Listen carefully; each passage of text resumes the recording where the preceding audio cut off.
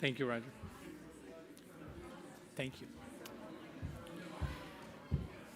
So, it is my honor to introduce the next speaker. She is a woman who needs no introduction. I was going to start with that cliche, and then I realized that there is a level of truth to that, Betsy DeVos is the best known education secretary of all time, still today. She was introduced to the American public as a blank slate. After the election in 2016, the labor unions that represent teachers in elections, negotiations, they had little to do other than vilify Betsy DeVos, who again was a blank slate. And so the reason she needs no introduction is that you were probably subjected to the multi-million-dollar campaign, so you would know a few facts about Betsy DeVos. You probably know she's rich. You probably know that she thinks every classroom should have a bear gun in America. My point is that she was introduced and she became very well known. And that was a strategic mistake on the part of our opponents. By the way, they're not our enemies, they are our opponents. And what they did is they gave her this giant megaphone. Now, I've known Betsy, who now insists on us calling her Betsy again, for close to 30 years. And I can tell you, she never wanted to be Secretary of Education. But when she was thrust into the opportunity, she saw that it could be beneficial to the cause that she and I have been engaged in for all these years. And so she, I have to say, probably reluctantly agreed to have a spotlight on her and become one of the most famous people in the Trump administration. And she did it for the reasons that those of us who know her well and the people who would like to have introduced her to the American public know about her. I can tell you a couple of those things real quickly. She's an incredible executive manager, and there haven't been that many of the Department of Education, or probably many federal agencies. So she brings a great skill set in that area. And part of it is that she treated everybody that we come across with dignity as real people. I was reminded when I was outlining this in my head that really during the entire time, I never saw Betsy denigrate anyone. There was one salty occasion, I'm just going to share this. Randy Weingarten, who's the head of the AFT, was going on and on about how underpaid teachers are, how Betsy doesn't. And almost innocently, Betsy said, really, how would they respond if they knew you make more than $500,000 a year? And just innocently, and Randy went nuts. I mean, she lost her mind. She started babbling about yachts, and I make less than you do, and so the rest of her, Betsy never did that again. The rest of our team always brought it up. We saw that she didn't like having her salary known. But that's the only occasion during the entire time where you were even a little bit salty. The rest of the time, she was treated people with dignity. And the other thing you should know, if it's not obvious, there's a lot of complicated issues at the Department of Ed. I probably should have introduced myself. I was Betsy's Assistant Secretary for Policy. And it's very tempting in the federal government to not keep your North Star. And throughout, Betsy made decisions based on two criteria. What does it mean for students? What does it mean for taxpayers? And she left out everybody else as tertiary issues. And I have to say that has made a big difference for America. We're having a very different conversation today than we would have had she not served this country. So please join me in welcoming Betsy DeVos.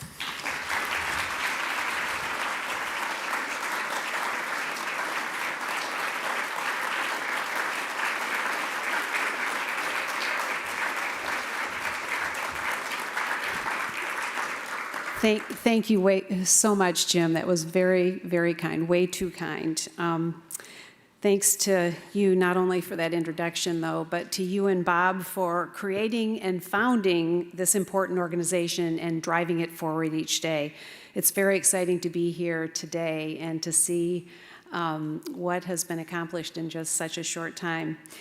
Thank you for putting a positive agenda on the table and for holding those in power accountable. There was a gaping hole in the DC policy and legal landscape. The Defense of Freedom Institute is filling that. This town is bulging with advocates for the education status quo, advocates for the interests of adults who are paid to work in education, advocates for more we know best solutions. Most of them are known by their initialism, part of the alphabet soup. Some are even known by their street address, as though they're in the same rare air as 1600 Pennsylvania Avenue. Of course, it's not much of a surprise that those in higher education have elevated views of themselves. All told, they form the blob that Secretary Bill Bennett warned us of so many years ago, attempting to devour everything and everyone in its path. But there are few that advocate for freedom in education and workforce policy, for students, for workers, for the preservation of the American dream. Without doubt, the Defense of Freedom Institute is more necessary than ever as the threats to freedom continue to mount. Thank you to the Federalist Society as well for co-hosting this important event and for the matchless work you do to ensure our legal system functions as the founders intended. We've heard lively discussion from noted experts across the full ideological spectrum today on a wide array of urgent issues. I especially enjoyed hearing my friend and former cabinet colleague, Bill Barr, provide such compelling thoughts on the importance of religious liberty and education freedom. Now, as we close the conference, I'd like to step back and look at where things stand today and posit where we go from here. I'm ever the optimist, so I wanted to list everything going right in Washington policy these days. Unfortunately, I came up empty. Since leaving this swamp town less than 2 short years ago, it's jaw-dropping what has come into full bloom since. Woke curriculum infused with critical race theory, radical gender ideology and the intentional destruction of women's sports, historic, horrifically plummeting student achievement thanks to unnecessary union-driven school closures, teachers who feel so disempowered they're leaving the profession in droves, illegal student loan redistribution schemes, the return of campus kangaroo courts, and those are just the lowlights. It really is hard to believe that these are policies people actually support. Even the creative teams at the Onion or the Babylon Bee couldn't dream up some of the ideas coming from this town right now. But the upside to all this insanity is that the American people have awakened to what is actually going on, and they're not going to stand for it. In the early days of the pandemic, I told my team, and there are many here who would confirm this, I said, mark my words, the unions and their allies will overplay their hands. And boy, did they. I thought the pain inflicted by keeping schools closed unnecessarily would be the end of it. But then they had the FBI start investigating parents. Then they forced the CDC to alter its guidance. Follow the science, they said. The political science, that is. And now they're out on strike in several communities across America. As a result, finally, the power-hungry, greedy school union bosses are at last getting their time in the limelight. I must confess, and this might be a little salty, it is entertaining to watch Randy Weingarten just get a small taste of lovely media attention. All told, they've created real opportunity to go on offense, to advance our ideas, because now more than ever, an education freedom agenda is the answer. It is time to put an end to children and their families being held hostage, hostage to a system that assigns them to a school, teaches them whatever it wants, though often not successfully teaching them to read or do math, and to put an end to a system that does its best to keep what families want out of the conversation. And there are some important places that Washington, specifically Congress, could help put students, families, and teachers back in charge of education by expanding education freedom. Here are three of them I would put at the top of that list. First, expand education freedom by passing a tax credit proposal that would add rocket fuel to what's already ignited in the states. Arizona is a great example. There, kids will soon enjoy the most robust education freedom options in America, empowering families to take the state government funding already allocated to each child to whatever mix of educational opportunities is the right fit for them. Every family should have the opportunity to make that right choice for their children, regardless of where they live or how much money they make. It should not matter what adjective comes before the word school: public, private, charter, religious, micro, magnet, virtual, home. What should matter is the education fit and the quality of the experience for each student. I recently wrote a book about this. It's entitled Hostages No More. The admittedly provocative title was inspired by a striking quote from the father of America's government-run education system, Horace Mann. Mr. Mann once wrote that parents should be viewed as having given their children as, quote, hostages to our cause, end quote. You heard that right, hostages. The way we fix K-12 education is by ensuring our kids, our families, and our teachers are no longer held hostage to a broken one-size-fits-all system. Hostages no more. When we were in office, we advanced legislation called Education Freedom Scholarships. It would have helped grow education freedom options without growing federal power one bit, without creating anything for the U.S. Department of Education to manage, or more likely to mess up. In this Congress, that idea has taken shape as the Educational Choice for Children Act, brought forward by Senators Tim Scott and Bill Cassidy, together with a tremendous advocate for children we tragically lost over the summer, Jackie Walorski. Congress should pass it without delay. Millions of kids would benefit, especially kids of this generation who tragically and wholly unnecessarily will become known as Gen COVID. If you haven't looked at the learning loss data from the latest Nation's Report Card, you should. It's devastating. The tax credit would be a relative bargain. If Congress could find $190 billion to send to the K-12 system without requiring them to reopen schools, and with the learning losses continuing to mount, and most of it still unspent, they can certainly find $10 billion to unlock new learning opportunities for millions of kids and give them a fighting chance to catch up. The tax credit would also radically transform the K-12 experience and improve outcomes, including for teachers who are not fulfilled by the one-size-fits-nobody system. Of course, K-12 isn't the only part of education in need of reform. And here's the second proposal Congress should move on: a completely reimagined Higher Education Act. The Biden scheme to shift the cost of student loans from those who took out loans to those who did not has sparked a lot of discussion and outrage. Rightly so. It's a terrible policy, and it's flatly illegal.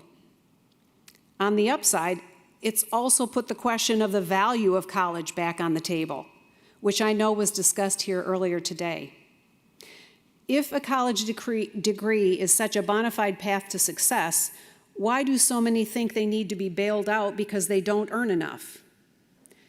The whole discussion has exposed the obvious. Forgiveness doesn't actually fix the underlying problems. Students will still take out debt tomorrow. Too many students won't get much value from the debt they take on. Colleges will keep raising tuition, and far too many high school students will continue to believe they're a failure if they don't pursue a college degree. It doesn't have to be that way. But just tinkering around the edges of the Higher Education Act won't fix those problems. We need a brutally honest reevaluation of what is and what isn't working in higher ed today, and what a 21st century student and modern-day economy require. And here's an inconvenient truth to admit. Our higher education system isn't what it once was. It may still be the envy of the world, but our advantage is rapidly shrinking as we fail to innovate, other than innovating new ways to secretly take in communist Chinese funding. If higher ed is going to keep pace with what students need, innovation must be unleashed. That starts with breaking down the major power centers that hold back change. A strong HEA should build on our work to take the accreditation cartel head on. It ended the foolish distinction that only an accreditor located in your local geography was capable of accrediting your school. The law should thoroughly reevaluate and rebalance the proper roles of the department, accreditors, states, institutions, and students in determining what is or is not a quality program. It should also end reliance on the credit hour. It's a nonsensical standard never meant to be a measure of learning. Its origin, as you may know, is actually in calculating faculty pensions. It should be replaced with a genuine measure of content learned. In a similar vein, competency-based learning should be incentivized, not penalized. How is it defensible for anyone to force students to sit through and pay for courses on material they already know? Conversely, how is it defensible to advance them when they haven't mastered the skills in their current course? And how about addressing the bloat that increases costs without increasing value? For example, why do we have 4-year degrees instead of 3 as they do in most of the rest of the world, let alone that it takes too many students 5 or 6 to graduate? Why are institutions spending so much on physical infrastructure, much of which goes underutilized a high percentage of the time, or expensive amenities like pools or sushi bars? Why do occupational licensing requirements continue to ratchet up degree requirements? Is that really needed in the field? Or is it just a way to keep feeding schools? How does it make sense to have more diversity agents than history professors, which is true at the University of Michigan and likely many other institutions? Reforms in each of these areas would do something to get at runaway costs. They would directly drive at the value of higher education, and they would make the experience yield a better ROI for students who are paying the bill. Critically, we also need to embrace multiple pathways after high school, not just college degrees. And we need to end the stigmas used against anyone who chooses a different path. Virginia Fox says this so well. There is education, period. We need to stop labeling and thus diminishing options like career and technical education. All of it helps students gain skills and knowledge. All of it has merit. Federal policymakers should stop favoring academic degrees above other career pathways. Expanding apprenticeships and earn and learn opportunities should top the list. The Trump administration created industry-recognized apprenticeships, or IRAPs, to bring employers to the higher ed table. Predictably, Biden did the union's bidding and killed them in their infancy. Restoring them should be a non-negotiable in any HEA package. The notion that only unions are capable of running apprenticeship programs has nothing to do with education and everything to do with politics, as does everything a union touches. We also need to expand parallel options like badge, credentials, certificate, and other on-the-job industry-driven programs. If Democrats' main concern is that an education program leads to gainful employment, how can they argue against a program run by employers based on what they seek in employees? All of this points to a paradigm shift for what we expect and need in higher education. These are critical issues to contend with, but what we really need goes beyond what higher ed is today. We need lifelong learning. We should be for student-driven learning. We should be for educational models that rise to meet an American whenever, wherever, and however they need it. If you want to change careers or you find yourself economically displaced, you should be able to access higher education as easily as an 18-year-old. To clearly articulate this shift in vision and approach, a new HEA should not be a higher ed act at all. It should be the Lifelong Learning Act, broadening the focus from only colleges and universities as the gateways to success. Finally, the third proposal Congress should seriously consider is one we proposed in our final year in office. Block grant to states as much federal education spending as possible. Note that this is a proposal I've talked about for quite a while. The corporate media really seemed to glom on to my recent comments about dismantling the department as though it was a new view. Obviously, they didn't bother to read any of our policy proposals while in office. The federal department does one thing well. It takes taxpayer money appropriated by Congress, shuffles it around, adds strings and red tape, absorbs some of it to feed itself before finally granting it to intermediaries. They, in turn, shuffle it around, add more strings and red tape, feed themselves, and then finally send it to schools and classrooms. Ideally, we would just give the money to families, or better yet, let them keep it in the first place. At the very least, cut out some of the middlemen. Give the money directly to the states without the red tape. If Congress would just block grant funds, much of what the department does wouldn't be needed. If, as a result, that means the department itself isn't needed, well, so be it. This would do much more than simply scale back federal overreach, which has been the rightful but candidly somewhat hollow refrain of conservatives since the Reagan years. Block granting the money might prompt states to try new ideas, to innovate. We should unleash that creativity and see what flowers, not continue to constrict it from on high. Though the Chicken Littles will cry differently, the only harm done in this scenario would be to the power center in Washington from which the blob has long fed. So those are the top three on the list: an education freedom tax credit, a lifelong learning act to replace HEA, and block granting to states, communities, or ideally families.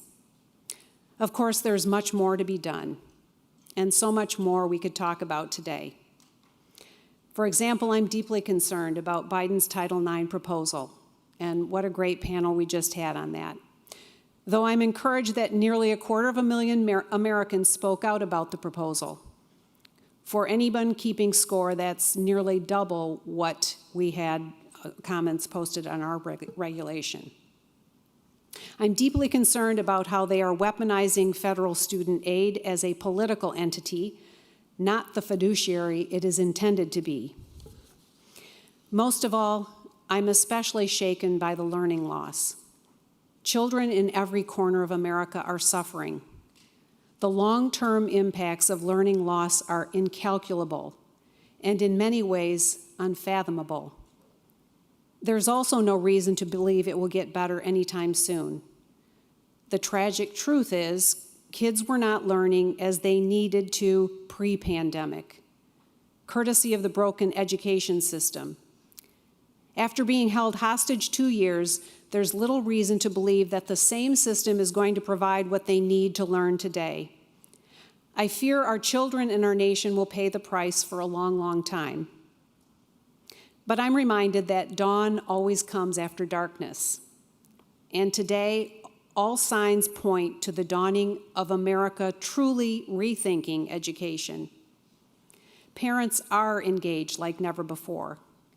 Teachers are seeing the possibilities of education and learning outside the constraints of the system.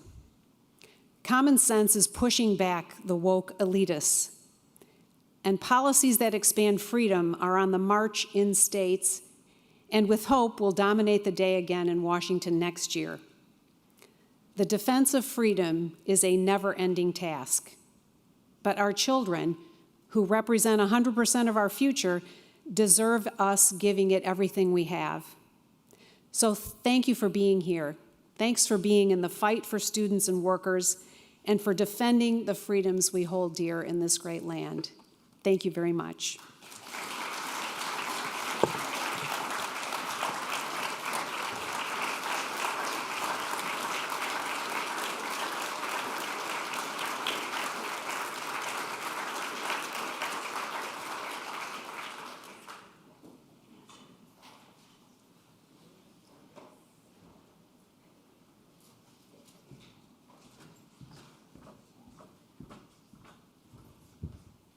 Thank you so much, Madam Secretary. That concludes the official part of our program, and please join us in the archives room for a closing reception and a book signing as well across the hall. Thank you so much.